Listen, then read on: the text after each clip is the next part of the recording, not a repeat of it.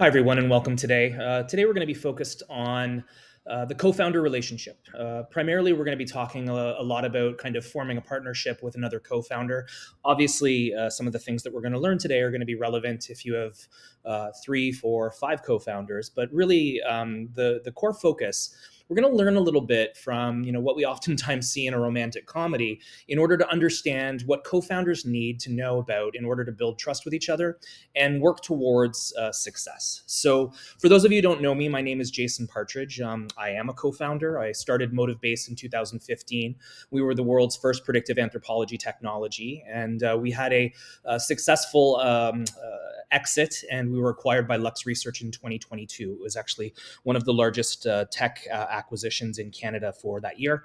And the reason I have such an unflattering photo of myself is because it was an important day where my other co-founder, Ujwal Arkel Good, and I found out that our book Microcultures made the bestseller list at Barnes and Noble. And I wanted to make sure that I had a picture that captured a picture of the two of us, because a lot of the things that I'm going to talk about today came through building a business with Ujwal over 8 years. And some of the things that we learned worked really, really well in helping form a really strong bond, strong trust, and a deep relationship that not only helped the business thrive, but I think also helped us both thrive as entrepreneurs. So really, really a lot of what I'm going to talk about today, I actually owe to Ujwal. So a shout out to him. So first and foremost, teaming up with a co-founder. It is a lot like like two people coming together in a romantic comedy, because in essence, when you start to contemplate the notion of starting a company with somebody, you're attracted to what those other people or that other person has to offer. Just like a rom-com, the sparks fly. You start to question, what does this person have to offer? And then you dive in. You decide, what, maybe there's something here. Let's give it a shot. And usually as the first days start to play out, the first year starts to unroll, there's a tremendous amount of excitement, there's a ton of energy, and you're usually in that honeymoon phase, and you're kind of can't get enough of each other, because every conversation is about building the business. It's about kind of taking things to the next level. But if we think about common structure that we see in storytelling when it comes to rom-com, once we move into act two, inevitably we start to kind of have to deal with outside forces that not only kind of can threaten a business, but they also threaten the relationship. So the goal is to think about how are we building a strong foundation for our relationship in order to overcome those forces that present themselves. And of course, in every rom-com, there's always that happy ending that presents itself towards act three. The reality is that in the real world, those happy endings are simply not guaranteed. So we have to think about what are the ways that we can think about our relationship to determine, is this the right person to build a company with? And if I've entered into a partnership, how am I continuously increasing the compatibility that I have with a co-founder in order to strive for success? So why is compatibility important? Well, if you take a step back and you think about the best co-founders as they operate, the stronger the relationship that we see between co-founders will inevitably lead to some really, really important benefits. First and foremost, it helps drive innovation. When you have that kind of clear, fundamental kind of understanding with a potential co-founder, you're not afraid to take chances. You're able to have hard discussions. You're able to kind of look at the business, take different points of view, and you're able to push it in areas that people that are not communicating well will struggle to do. The second thing is that the more compatible you are, the more it will enhance productivity. You're able to understand kind of what are your roles, what are your strengths, what are the ways that you can take on different requirements for the business so that you guys as a partnership or as a collective can get more done. If you don't have that strong relationship, then that productivity starts to drop. Now, as these things start to come together, something really, really important happens. You start to exude confidence. And really, this is something that is noticed by a lot of investors. Strong partnerships are attractive to investors because they believe that not only does the business have potential, but they believe that the people that are running the business have potential. And they're impressed when they're able to see kind of co-founders function in a really, really, really strong way. Of course, in addition to that, this is a way to showcase stability to clients. When you are able to go into a room with a co-founder for a new client or an existing client, and they see a strong dynamic partnership, that makes them feel not only kind of stronger belief in the company, but it makes them feel confident in the people that are kind of holding the reins. And lastly, all of those things kind of come together to inspire employees and to make them feel good about where a company is going. And that really kind of helps foster a positive work culture. So obviously, compatibility is key and something we need to be working on and striving towards. So, let's talk a little bit about what makes co-founders compatible. First and foremost, and probably most importantly, and I don't think this will be surprising for most people, is that it's really important to have a shared set of mutual goals. Do you agree on the vision? And do you have a clear understanding of that big picture? Because at the end of the day, if you have clarity in regards to kind of the vision for where you want this to go, it will make so many things easier through the process. First, you will be able to make stronger, faster, and more strategic decisions. You're going to be faced with requirement questions. You're going to be faced with questions in regards to, do we go this path? Do we go this path? At the end of the day, if there is a shared vision between the co-founders, you can have discussions in regards to where the company is going, but you can come back to that foundational kind of proof point, which is, this is what we are setting out to do. Here's how we're setting out to do it. And this is what we believe. And at that point, when you start to be phased or when a question poses itself that is complex and difficult, you have that as a backbone in order to have a starting point to have those difficult discussions. Now, by doing so, something really, really important happens here is that you can really maintain focus on the core business. Every single startup is going to have opportunities for potential revenue growth where it may not be the right fit for the company. Clients will ask you to do something that is not what you're best at. Clients will ask you to go outside of your comfort zone. And in some instances, as a startup, you want to go where the money is. You want to figure out, is there a way that we can make this work in order to increase revenue and continue to drive growth? In some instances, it's not the right thing for the long-term health of the company. And really, at the end of the day, if you and your co-founder have that shared vision, it's easier for you to determine what is the right decision for the core business. And secondly, it is easier for you to agree that it is the right decision for the business. This once again presents a unified and united front for investors and clients, which once again instills that confidence and again helps you avoid confusion amongst the staff. And really, as you continue to grow, being on the same page with your partner in regards to what it is that you're trying to achieve is crucial for the long-term success of a startup. So very, very important to discuss early days to assess the compatibility with the potential co-founder, but also something really important for anybody that's working with other co-founders to assure that you have alignment on this in order to secure a really, really kind of clear pathway to exit. Now, the next thing is the ability to take the amazing skill sets that oftentimes co-founders have and figure out how those skills complement each other.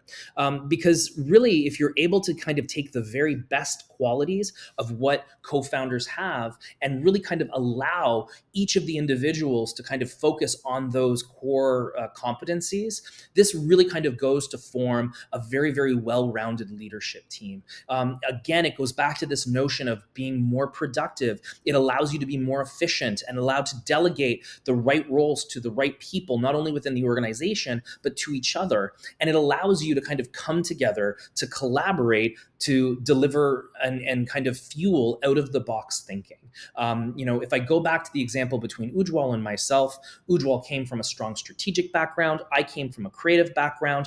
And we were able to kind of come together, whether it was forming the brand for the company that we were looking to do, whether it was coming up with the way that we articulated and discussed and kind of sold the solution that we were bringing to market, all the way down to how we actually talked about ourselves philosophically, internally with our employees. We were really able to complement each other in regards to kind of taking the very best of what he had from a strategic background to I being able to bring a creative element to it. Now, again, there were many instances where we had to flip those hats over, and Ujwal had to take on a creative role and I had to take on a strategic role, but we totally understood what our key capabilities were in order to make sure that the company started to thrive. So when the company got to a place where we really needed to focus on product development, Ujwal stepped in on that product and I took over in regards to account management, because at the end of the day, we were able to look at each other and there was trust that, if he focused in that particular area, we knew that we would see great results. He felt that if I took over from an account management standpoint, we would take very, very good care of our clients. And that's how we were able to see year over year growth that really kind of drove the company forward. But it took conversation, it took communication, and it took a really, really strong amount of trust. And there was shared mutual trust. And this is critical because really at the end of the day, it's so important that we value the judgment that our co-founders have. And that's because we will have to divide and conquer. And we're going to have to trust choices that the other partner makes. We're not going to always be able to be in the same room. We're not going to always be able to kind of have a phone call to discuss every single decision. So when you have that shared mutual trust, you feel confident making the decision yourself, but you also feel confident when your partner goes and makes those decisions in your absence. And really that is the goal, is to get to a place where you have that shared mutual trust.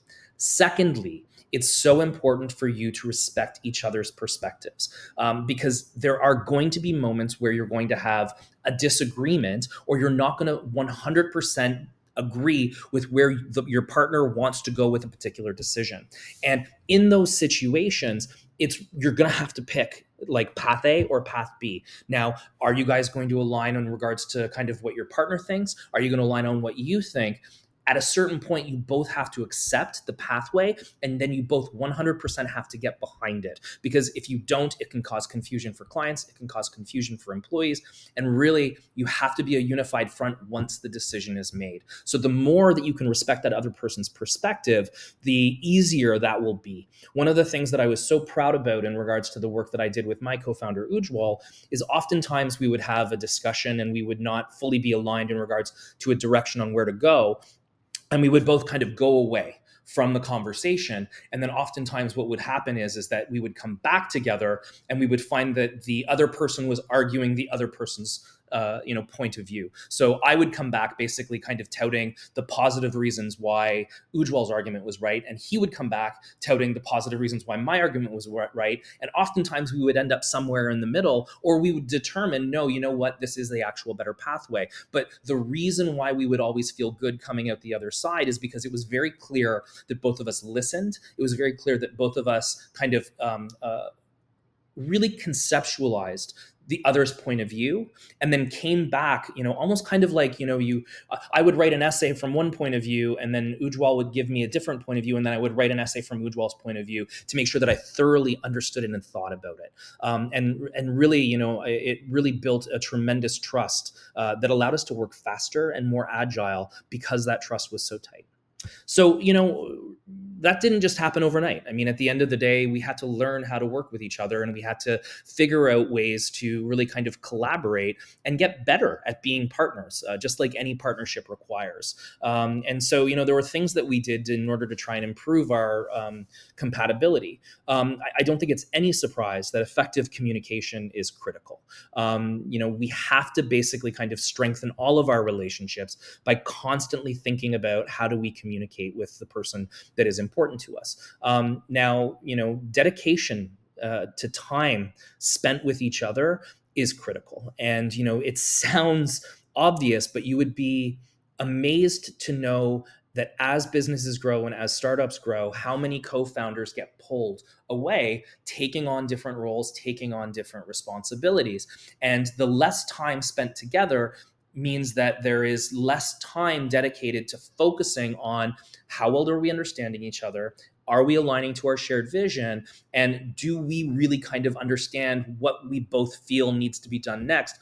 Quote unquote, are we on the same page? So, it's very important to carve out time for that other person, not just to put out fires and deal with problems, but to actually focus on kind of the co-founder relationship, to check in to see where they're at, what are they thinking, where are we going? Secondly, when there are kind of issues with communication and you feel like you're not on the same page, it's very important to kind of encourage open, honest, and constructive feedback. And again, I go back to kind of the point that I was just making, forcing yourself to consider your co-founder's perspective.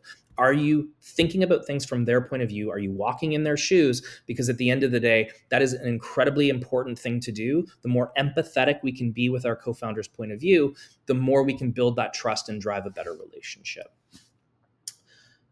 Now, when it actually kind of comes down to the ever-changing requirements that kind of facilitate our roles as co-founders, it's really, really important to focus on understanding what everybody's doing at the co-founder level. What are each of you doing and bringing to the table so that there's no misunderstandings that can kind of present themselves, right? So, as we think about that co-founder relationship coming together, we're looking to match strength with the most suitable functions, right? So again, going back to the whole notion of Ujwal and myself, Ujwal had a deeper understanding of digital technology. He was so familiar with the methodology. He was able to kind of step in and work directly with our incredibly talented development team in order to start to bring those solutions to life. As a kind of former creative director, I had spent so much time working with account managers and working with account people in order to kind of maintain the health and well-being of our clientele, that we were able to kind of look at, what are our key components that we're very, very good at, and how are we able to bring these things together so that we can focus on our most suitable strengths in order to kind of drive growth for the organization, right?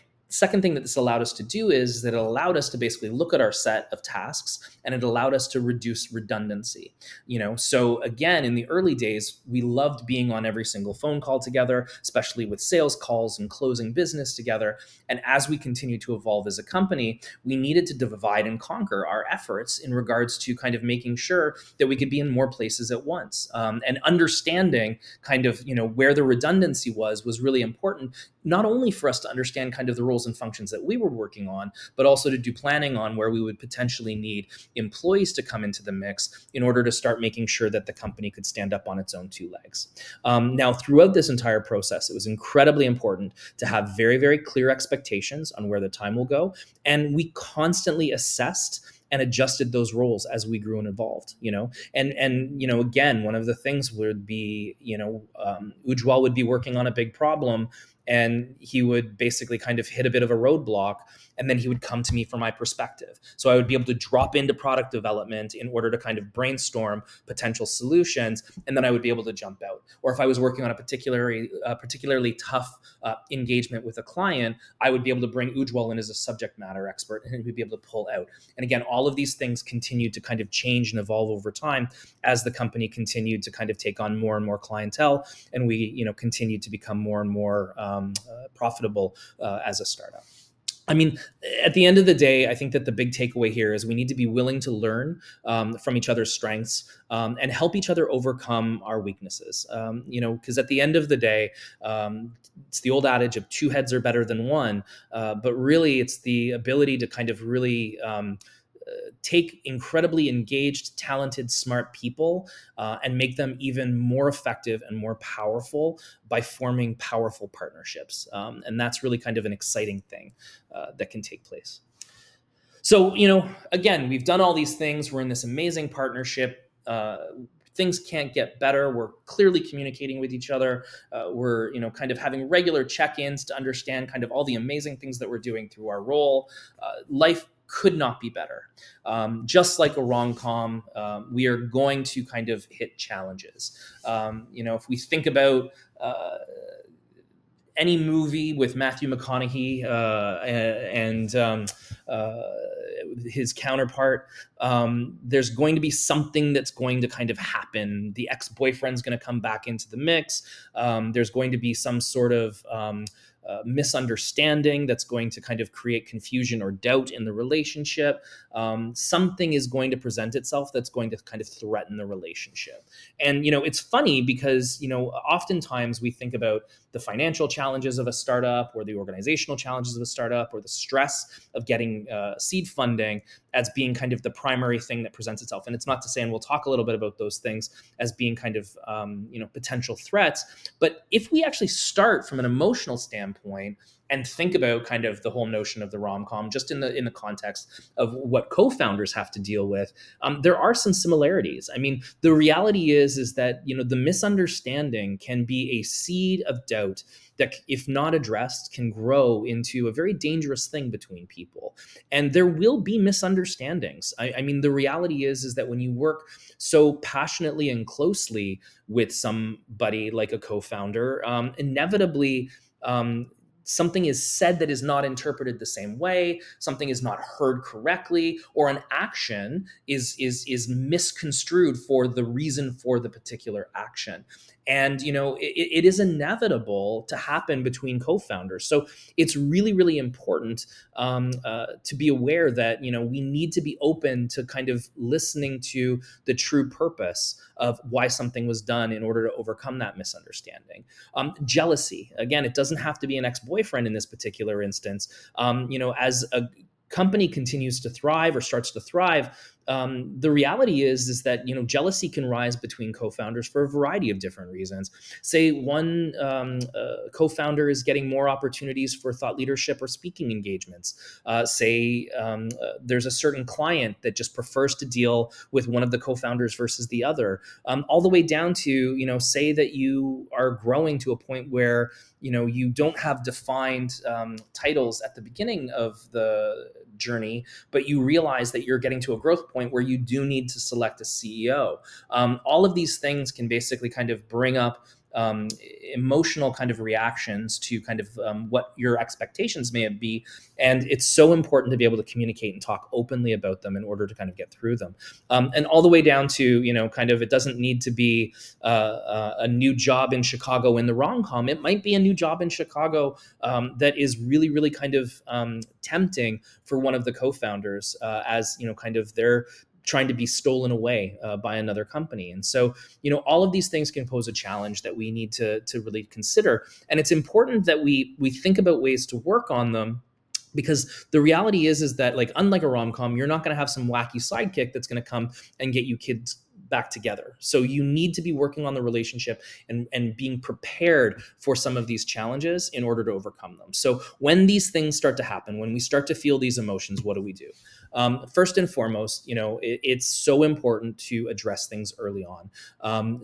Most big issues between co-founders are things that, in essence, you know, kind of started as something small, and then over time were not addressed, and then they just basically kind of stack on top of each other into a point where, you know, kind of there's an eruption, and we don't want to see that. So at the end of the day, it's way healthier to basically address small issues early on so that they don't become big issues. The second thing is that it's really important to use that word issues. Focus on the issue. It's not about the person. You need to resolve the specific issue at hand by not kind of, you know, attacking the other person or challenging kind of who that person is, as opposed to addressing the issue and understanding the reason for the issue. I mean, a little trick for doing that is often, you know, talk using I statements. It's not about what you did. It's about, I am interpreting it this way. I am feeling this way. I am seeing it this way. Help me understand what's happening here. So avoid placing blame as opposed to addressing the issue and the problem. And again, I go back to kind of this whole notion, going back to that shared vision, right? Choosing to limit the amount that you're spending on travel, and, you know, kind of making really kind of fiduciary, responsible decisions, and one founder basically feeling like we need to be really careful with money, where the other, you know, founder is like, wait a second, like, if we're traveling, we need to do these things. Again, if you go back to a shared vision where you're saying, look, our goal is to basically maximize profitability, and in order to maximize profitability, we need to make sacrifices. All of a sudden, it's not about, I want this and I want this. We're going back to kind of an agreement that we made around profitability. And so these are just little ways to basically say we're going back to a shared vision. Or, you know, I don't want to work for this client because I don't, you know, believe that it's the right fit for our company. I do want to work for this company. Like, at the end of the day, we need to be driving growth. Go back to that shared vision. Does it fit with the shared vision? Again, there's ways that the shared vision can almost be like the third co-founder that can come in, and it can de-escalate kind of certain situations to help you really, really focus on what it is that you're trying to achieve. Now, obviously, beyond kind of those things that are just really driven by the actual relationship itself, there are going to be other challenges that we need to be aware of. There's going to be growing pains as a startup. So that could be, disagreements with investors, that can be disagreements with clients, that can also be disagreements that are taking place within senior leadership within the startup. And oftentimes, we see personality clashes be something that can really kind of pose a lot of strain on the co-founders. So you need to really be cognizant of those things that are happening. And again, my challenge to everybody is that, at the end of the day, as co-founders, you guys are a team that is trying to overcome all of these things. So you need to be supportive of each other and help, bolster each other and stand each other up to face those different things. Even funding stress is, kind of something that is going to really kind of be something that you're going to have to talk about as you go through the process. So, having each other's back can be very, very important. There's obviously external threats like market shifts and competitive pressures, a new, kind of competitor launches, and you need to figure out how are you going to deal with, somebody new coming to the table with a similar offering. All of these things are kind of like really complicated, all the way down to, personal crises that are outside of your relationship with your co-founder. They could be life events, like they're having a baby, or they're getting married, or they're getting divorced. All of these things can impact the business. So the moral of the story here is that every amazing partnership that starts and goes into that honeymoon will have its act two. And we need to basically kind of do the work to set up a foundation with our partner so that you are well equipped in order to overcome those threats and those challenges that will present themselves as you're growing and building a company. And really, it's all about remembering the big picture. Remember why you started the company with your co-founder or co-founders. Remember what the vision is that you're working to achieve, and think about kind of what is your responsibility from a communication standpoint in order to maintain the health of that particular relationship. So you've done all those things. And, at the end of the day, like a rom-com, you found the one, you've got this amazing partner, the company is growing, things are, going excellent. And, you've overcome those challenges. And, it's like the end of the rom-com, it's the happy ending. You've found the kind of the most wonderful person in the world, and you're going to go live happily ever after. The challenge that I want to talk about is that unlike a rom-com, there usually isn't a happy ending without an acquisition. So as you think about the journey that you're on with that particular partner, it's really important to remember that, the most stressful and difficult process that you're going to go under as co-founders is likely going to be going through due diligence and selling the company. Because at the end of the day, there's a lot of stress that comes as you go through that process, which seems obvious, but I want to talk about where that stress is coming from. It's not just that there's a lot to do. It's not just that an opportunity has presented itself that could be life-altering and really, really important. It really is that your entire relationship with those co-founders is going to go under a microscope. Every decision, every purchase, every choice that you've made gets scrutinized through that particular process. And so, the less alignment that you have leading up to this point, it will basically become points of contention at this stage if it's not addressed early on, right? So if you want to navigate, an acquisition or an exit smoothly, it's so important to be on the same page as you go through the process of growing the company. Because at the end of the day, not only will it make, the very, very kind of difficult job of telling the story of your company easier, it will basically allow you to have a united front that will demonstrate strength and confidence with the potential buyer. Second thing is that, I think one of the most important things to think about is there alignment and agreement in regards to the value of what it is that you're building? And, if you have a clear understanding of what it would take for you to basically kind of part ways with your baby, to part ways with your company, then it's so important that you're on the same page with the key decision maker or key decision makers when it comes to kind of making that particular decision. Because the last thing that you want to do is be in a situation where an offer is presented and you think that it's a great deal and your business partner disagrees. And if you don't have alignment before it happens, it's an incredibly emotional, difficult, crazy situation to be in, and it will be more emotional than discussing it and coming to alignment beforehand. So if you can come to an agreement and understand what the company is and what its value is, not just based on dollars and cents, but based on how it fits into your life, and what you're seeing it return, then in essence, it puts you in a position of power, because then you will have confidence in your valuation. You'll know your worth, and that will empower you to really kind of stand firm in regards to kind of the negotiation that you're going to inevitably have to do. It's going to help you understand, is this a fair offer? You'll be able to identify and act really, really quickly to say, I know in my head, kind of what this means to us as a partnership. And that is exactly what we were expecting. That's more than we're expecting, or it's less than what we were expecting. And in that instance, you will very easily be able to kind of reject a lowball offer and avoid being pressured into something that is less than what you think it's worth. So it's really important to consistently be coming back to understanding the vision, but also assessing the value of what you have. Because as you go through the process, like, the acquisition is going to be a marathon. It takes time. It's hard. You have to basically pull so much together. And it really comes down to the co-founders to be able to build that narrative and paint that picture and really kind of clearly articulate kind of how you got to this place and what is being sold. So as you go through that process, it's so important to share the load. How are you dividing tasks? How are you offering a listening ear to each other in order to check in to see how you're going through the process?